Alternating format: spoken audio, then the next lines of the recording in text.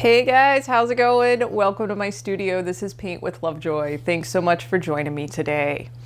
In this video, this is geared towards my first time and beginner painters, and we're gonna have a lot of fun painting this subject matter. So a few things that you're gonna see in the description box below.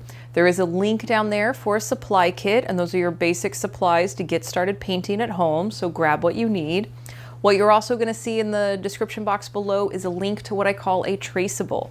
And a traceable is a way for you to get your initial image on your composition before, or on your canvas before you even start painting. And for my first time and beginner painters, this is a nice way to not have to stress about drawing, and you can focus more on the process of painting.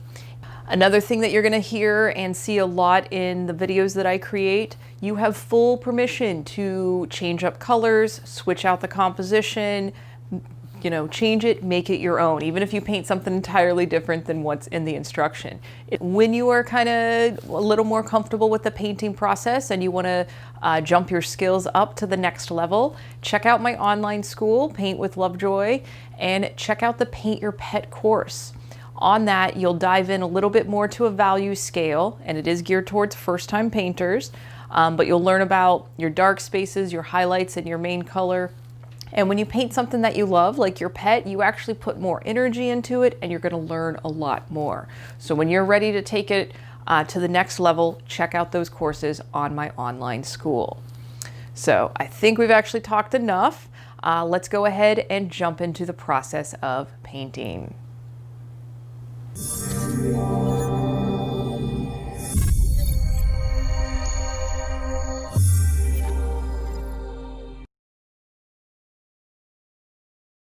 Okay guys, this is going to be a fun painting, so grab all your supplies, head over to where you have everything set up, and as always, make sure you take your progress photos. Alright, so what you're going to see on the canvas on the videos, we have, once you've transferred your traceable, we're going to start mixing our colors for our background, and we're going to start with kind of a light lemony yellow, and that's equal parts white and yellow. And basically all we're going to do is I want you to follow along and place this color where you see me placing it, and all you're doing is just kind of mimicking what you see on canvas.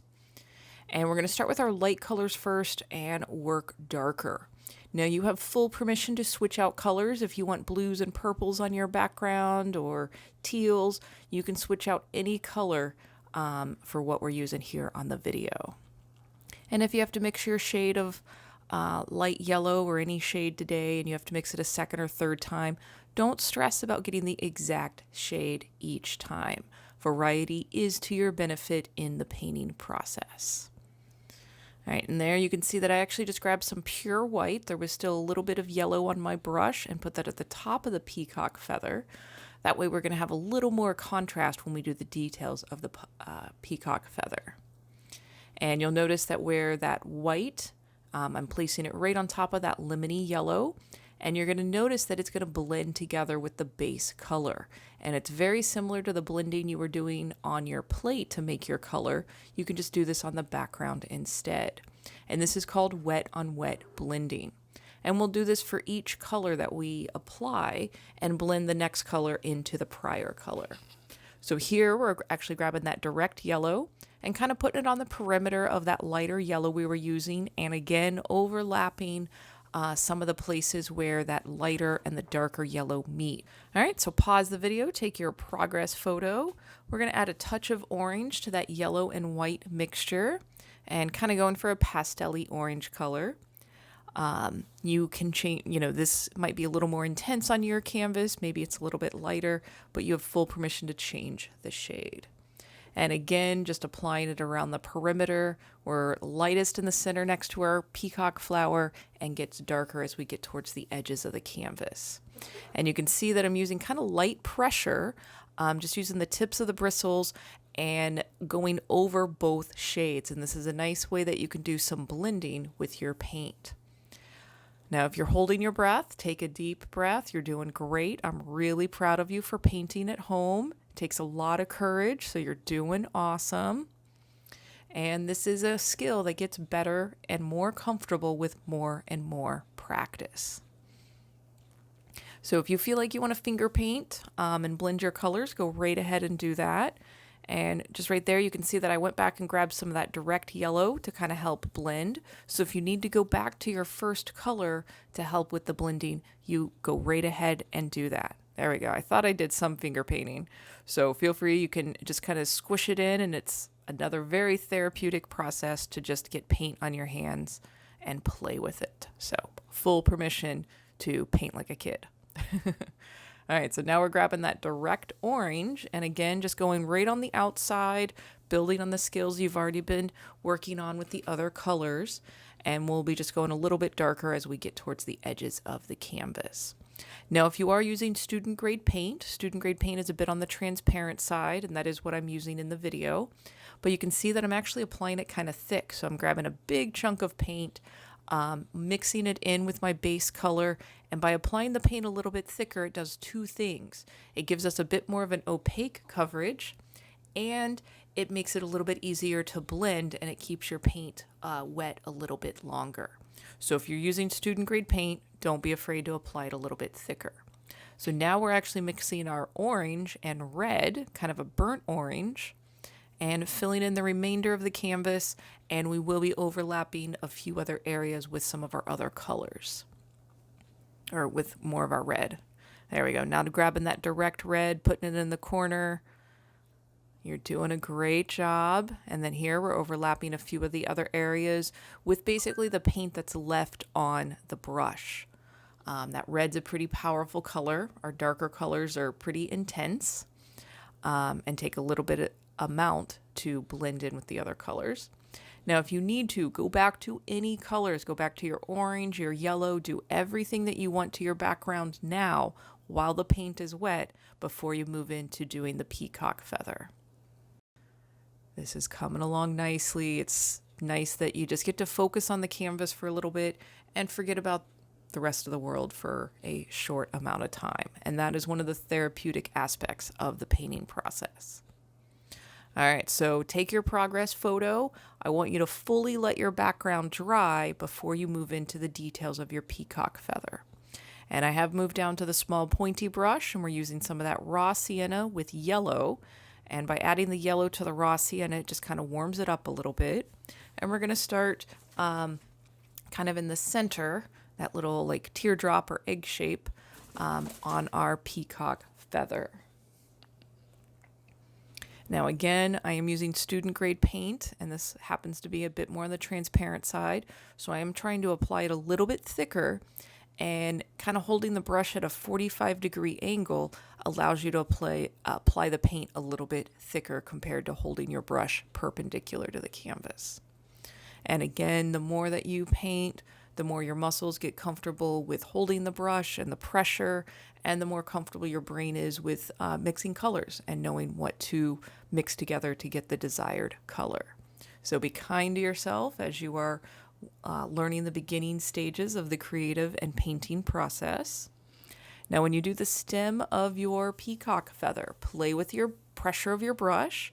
And like you saw in the video, it's okay if you have to do that line 2 or 3 times. And if it gets a little bit wider each time, totally okay. You could paint this many times, and hopefully on one of the last paintings you do, or the more recent painting, you'll see an improvement in your brush strokes. So the more that you do this, the more comfortable you'll get with making some of these small lines that we're going to be practicing today as we do the peacock feather. So again, just going along the perimeter, kind of keep light pressure.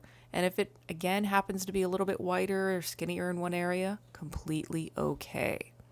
Now, if you need to, put your pinky out, use that as kind of a steady pivot point for you. Rest your forearm against the edge of the table. Anything that you need to do just to make your hand a little bit steadier as you're working on these lines. Now, if you're noticing that your brush is shaky as you go to make these lines, that means you're holding your breath. So if you exhale as you touch the brush to the canvas, that will make it a little bit easier for you. Again, it gets easier and more comfortable with more and more practice. So now we're moving into all those, tiny little feathers that come off the stem. And these certainly do not have to be perfect. If you think of a peacock feather, those little feathers go in all different directions. They overlap each other, they wiggle, they'll kind of blow in the wind. So again, these do not have to be perfect. And as we build up these lines, you're going to see that I overlap these lines quite a bit. So don't be afraid to add an abundance of these lines to your peacock feather, as well as overlap these. And as we move further along the video, you'll see more of the overlapping. But remember to breathe. You're doing great. Get lost in the painting. And if you need to turn your canvas sideways, upside down, put it on your lap, whatever's easier for you to make these lines, do that. You're just adding more knowledge and gaining more comfort with your skills and your creative efforts. Now, if you're finding that as you make your brush strokes, they just keep getting bigger and wider, take a look at your brush. If you have a lot of buildup on your brush where the bristles meet the metal part, that's going to basically push the bristles apart and make your wider brush strokes. So clean off that excess paint, possibly even clean it in the water if you need to, and then go back and grab your color. And you'll notice that after you clean it, your bristles kind of come back together to make that point or that line, depending on which brush you're using. So just a little bit of brush maintenance as you get further and further along in your creative process. And as we move forward with doing more and more lines on our peacock feather, if you are inclined to use a color that I don't use or put something where I don't put it, trust your instincts. Your instincts are guiding you in the direction you need to go for your creative efforts. All right, so now we're going to yellow and green. And I always like to start with the yellow first because I want to make this kind of light and then slowly add a little bit of green. And we're kind of going for a neon-y green color. Now, if you do this painting a couple of times, if you go with kind of blue and teal backgrounds, looks really pretty and nice and calm, and even throw some purple in there. And then for your peacock feather, use more greens and teals and whites for your color, and it'll give a nice contrast to what we're doing today. So again, full permission, switch out colors, have fun with this. So this super bright kind of lemony yellow color, or kind of chartreuse green lemony color, is going around kind of that eye of the peacock feather. And then we will be doing our those little wispy lines along the stem of the feather. And again, if you have to mix this color 2 or 3 times, don't worry about the exact same shade. We are going to be using various shades of greens and blues today.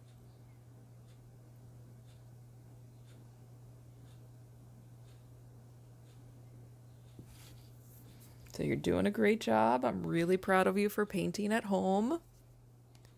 Takes a lot of courage what you're doing, so keep up your progress.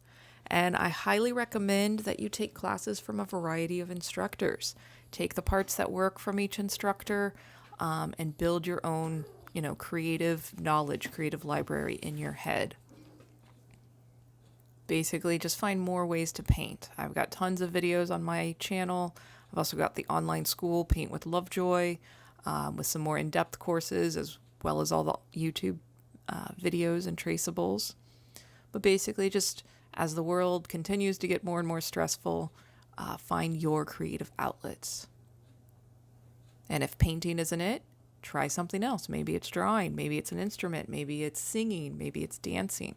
But whatever it is, find what works for you so that way you can maintain your stress levels and keep a healthy balance.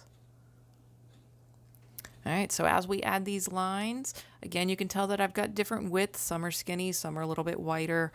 You can see where I'm overlapping some of the raw sienna lines. We're basically just going to keep doing this and building the depth and the colors of our peacock feather. All right, so now we're same mixture. We're just adding more green to it. And you'll see a few places where I place this directly on top of the lighter green, and then we'll move into doing those wispy lines off the stem of the feather. And again, as you do this at home, you are observing the general placement of where I put each color and the shape that I make with it, and then you're mimicking that to the best of your ability on your canvas at home. And with more practice, you strengthen this power of observation, and this is a core art skill. So it's a good thing to get into. So now we're going to clean the brush really good. We're going to go to light teal. So we're starting with the white and then a little touch of teal. And we're going to fill in that center eye hole, or the eye of the peacock feather.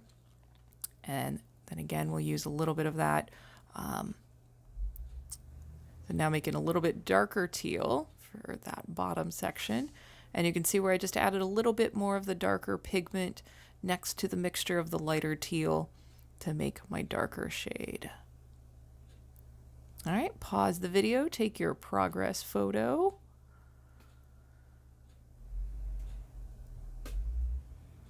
All right, now we're going a little bit darker teal, or that direct teal. I like the direct teal just because it's a bit more of a contrast to the background. But if you changed your background color, feel free to switch out this color to something that's going to be a contrast to the background. If you ended up putting blues and teals and purples in your backgrounds, orange and yellow would be a great color to switch to for this one. So no matter what color you're using, just notice again how I'm overlapping the other lines on there, bringing them all back to the stem, kind of playing with the pressure of the brush. Again, you're just getting great practice. Remember to breathe. Exhale as you touch the brush to the canvas. And smile at yourself. You're painting. You're doing a great job.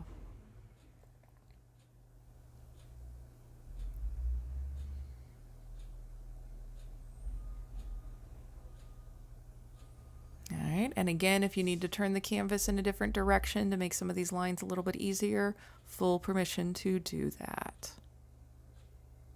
And no matter what you paint today, whether you change colors or you follow the color scheme on the video, please send me your photos, email them, paintwithlovejoy@gmail.com.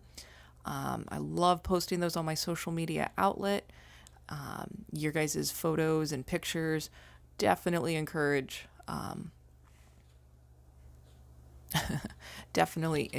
other people to try painting. All right, so you can see where I actually made a mistake. I had a drop of water that fell on my canvas, and instead of freaking out, just kind of embrace it. I did wipe it off, and then it was a dark color on top of that white, so the white would have taken quite a bit to compensate over there to go back to the white. So all I did was just take one of the feathers and just go right over that spot. So a lot of times if you do make an accident or there's a little oops on your canvas, just embrace it and say that you did it on purpose. Bob Ross coined it right. We call them happy accidents. All right, so now we're going to move into the blue paint, going right on top of that little eye spot and back into making the little wispies from the stem. So with this painting, you got some exposure to wet on wet blending for the background and the pressure of your brush for making these lines.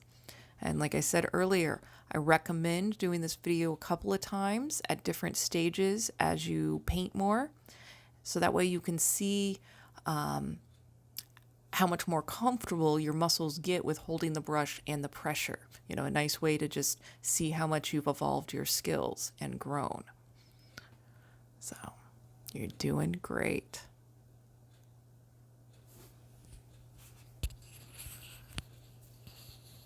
All right, and again, just overlapping lines with our different colors, moving into the direct green now. Making a bit of that, the center eye feather a little bit darker. And I'm applying this very generous because out of all the colors, my green is the most transparent. So you will notice that you adjust based on your variables. So if you have fast drying paint, you're going to adjust your application. If you have slow drying paint or something that's really thick, you just adjust what you need. All right, pause the video, take your progress photo. Now we're going to move into yellow paint.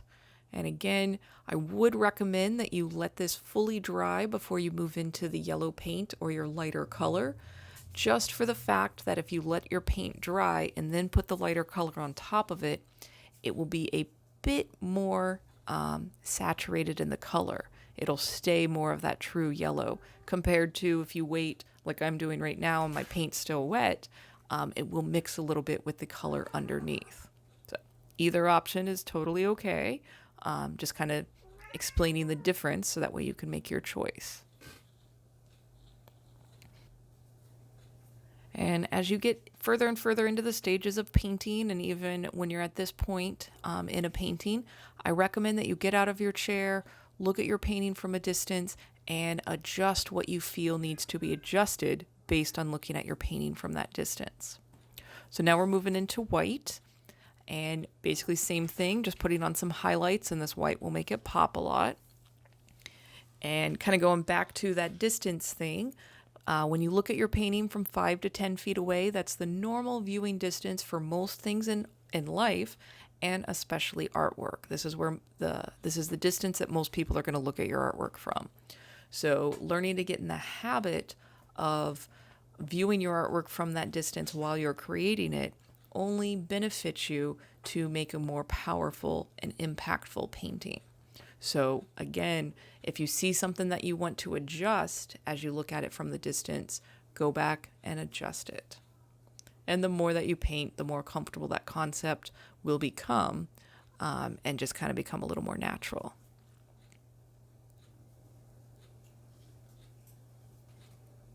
All right, and definitely kind of cool to take a picture before you add all this white and look at what it looks like afterwards. And just kind of notice the difference of what it looks like before and after adding this bright, bright highlight of the pure white paint. And just observe what you see. That is a big portion of the art world, and creating is observing what you see and observing your world from a new perspective. And that's why there's no exact right or wrong way to paint. You're just learning to look at your world from a new perspective and learning that you're a little more creative than you might have given yourself credit for in the past.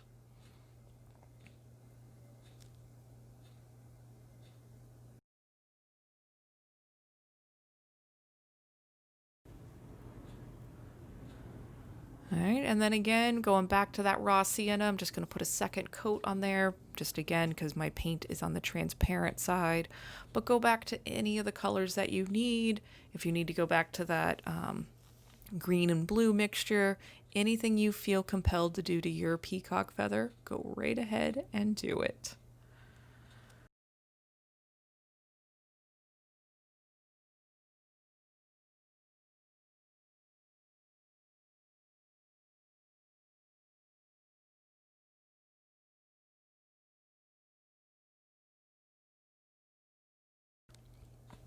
So again, I'm really proud of you guys for painting. Thanks for taking time out of your day to hang out with me.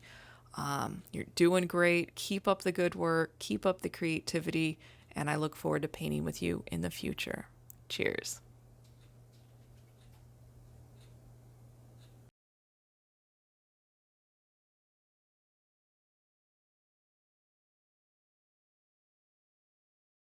Hey guys, how's it going? I hope your paintings turned out really nice. I'm proud of you. I hope you are proud of yourself. And I hope maybe the concept of painting isn't as scary as maybe it was before you did this painting. So like I said, I'm really proud of you. As you're uploading your videos to social media or your pictures to social media, please tag me at or hashtag paintwithlovejoy, or email me your photos, paintwithlovejoy@gmail.com. It truly is through your pictures that I post on social media and you talking about these videos to other people that has helped this channel grow, and it encourages people that have never painted before to give it a try. And if you found a lot of relaxing qualities after going through the painting process, please share that with your community so that they can have those relaxing qualities as well. If you have any questions, comments, or things that you would like me to paint in the future, please just leave a comment below and I will add it to my production list.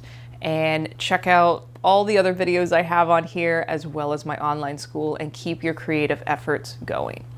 All right, so thanks so much for taking time out of your day to spend with me. I really appreciate it, and I look forward to painting with you in the future. Cheers.